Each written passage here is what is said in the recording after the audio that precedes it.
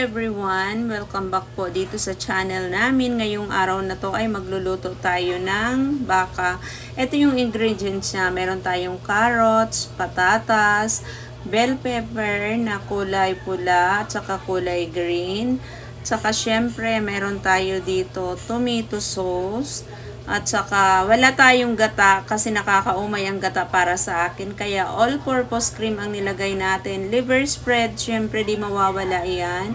At saka yung bawang, sibuyas, mantika, paminta, beef cubes. Pag gusto nyo lagyan, ayan. Pag ayaw nyo, okay lang kasi malasa naman yung baka. Ayan, ito na uumpisahan na natin yung ating pagluto. Una po, maglalagay ako ng mantika. Ayan, medyo damihan natin yung ating mantika kasi gagamitin muna natin yung mantika sa pagprito ng patatas. Masarap yung piniprito muna yung patatas. Tapos pag malapit na maluto, saka natin ilagay. Ayan, pag medyo malambot na yung patatas, nilalagay ko na dito yung ating carrots. Kasi mas madali lutuin yung carrots. Kaya nilagay ko na, halo-haluin lang. Pag medyo brown na yung ating patatas, pwede na natin yung hanguin.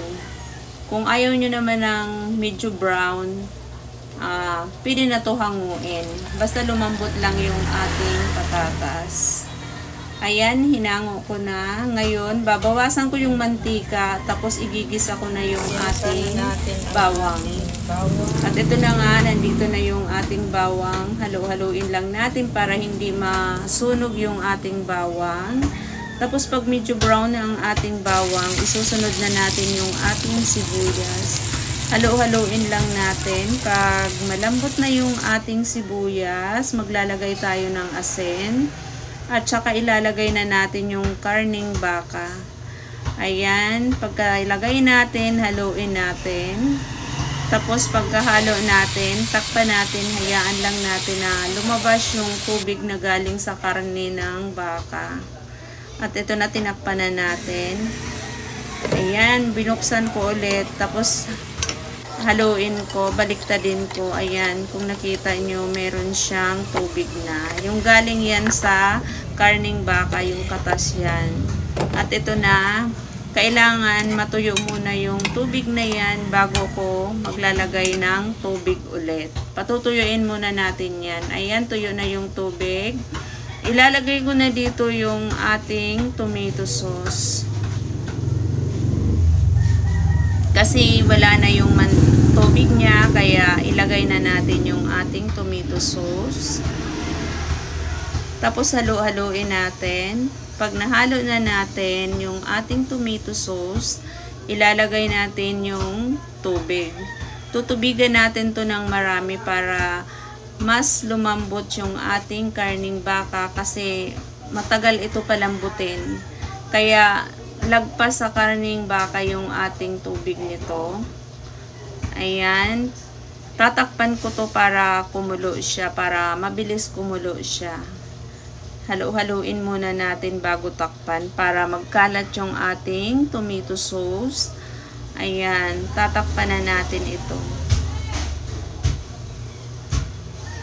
Tapos, ayan, pagkulo, binuksan ko, haluin ko ulit yan. At ito na yung ating caldereta. Kunti na lang yung sabaw, o baka dagdagan ko pa to ng tubig kasi, matigas pa siya. Kung nakikita nyo, matigas pa siya. Kailangan malambot yan para masarap.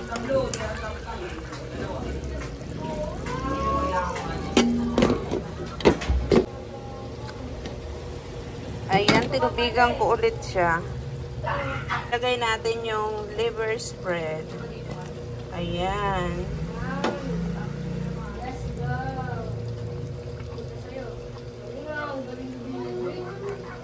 Matigas pa yung karning baka nito. Dinagdagan ko ulit siya, maraming tubig. Tigas pa kasi ng baka. Pero nilagay ko na yung liver spread para manuot sa karne yung liver spread. Di pa nga maano ng Ayan, medyo malambot na pero kailangan yung malambot talaga.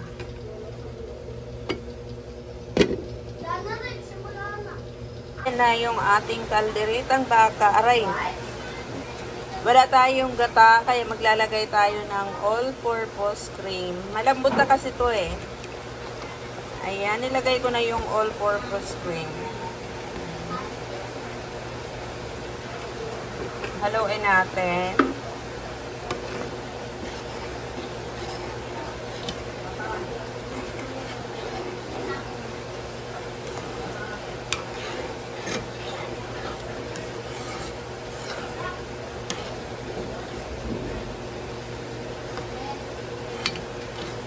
Na natin ang pamintang durog.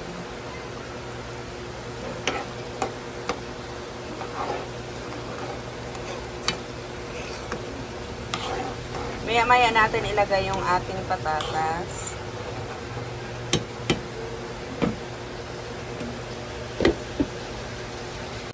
Buksan ulit natin para ilagay natin yung ating gulay dahil malambot na ito at saka kukunti na lang yung ating sabaw niya. Kaya kailangan mailagay na natin yung ating gulay. Binuhos ko lang, pinagsama-sama ko lang kasi yung patatas at saka carrots medyo luto na yan. Konting luto na lang yan, okay na.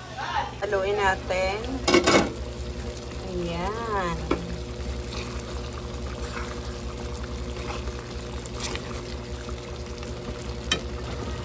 Eksaktong 3 oras na pinalambot ko yung baka bago ko nakuha yung tamang lambot niya para sa akin. Malapit na. Lutuin lang natin yung patatas.